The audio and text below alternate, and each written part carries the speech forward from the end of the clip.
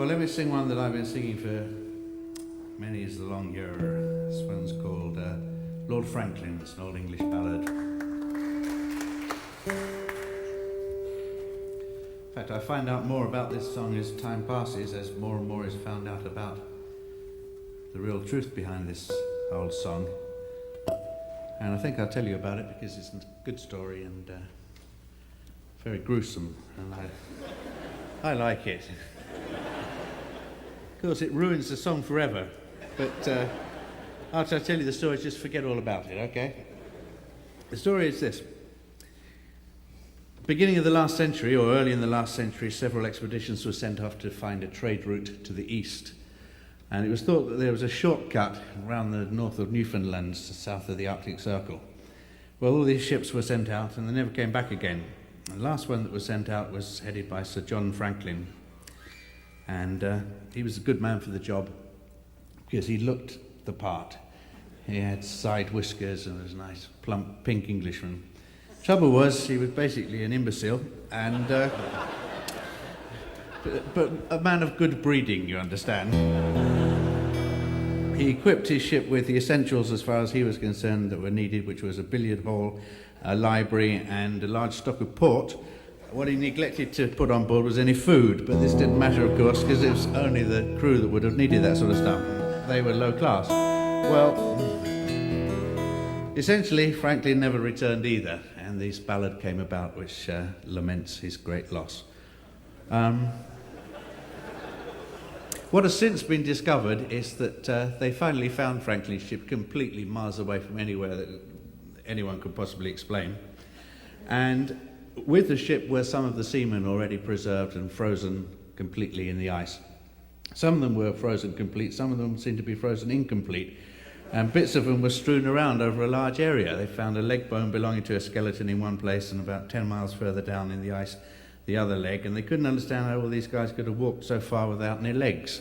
And then they figured out that probably what happened was that the crew didn't have anything to eat, and old Franklin was a nice plump specimen, as I told you.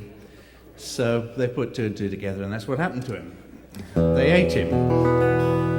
They did find what remains of Franklin in a box with the ship's log stuffed up his last remaining orifice as a sort of thank you note from the rest of the boys. So there you go, that's ruined it forever, hasn't it, really? No, wait a minute, there is a nice touch to it. He was only Sir John Franklin when he left England, but they made him Lord Franklin after he was frozen to death and cannibalised, which I find a very noble gesture.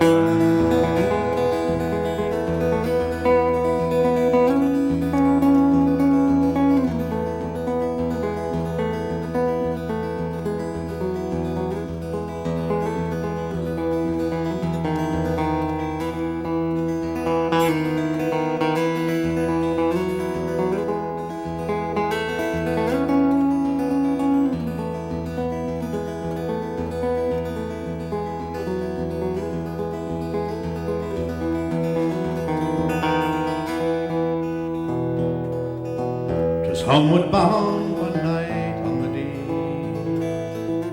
swinging in my hammock I fell asleep. I dreamed a dream, and I thought it true,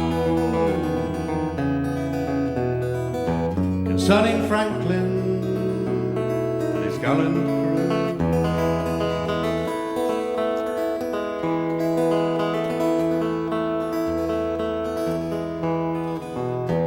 100 seamen he sailed away to the frozen ocean in the month of May to seek a passage around the pole, where we poor seamen do sometimes go.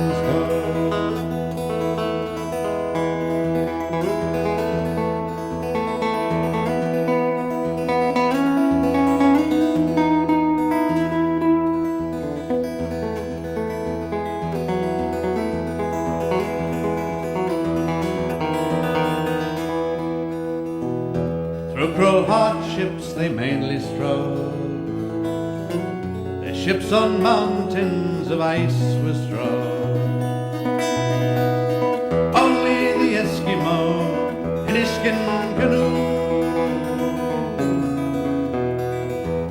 the only one that ever came through.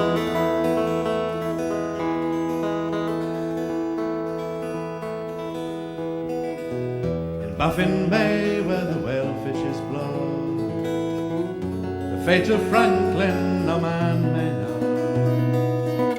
The fate of Franklin no tongue can tell. Lord Franklin alone, and his seamen knew well.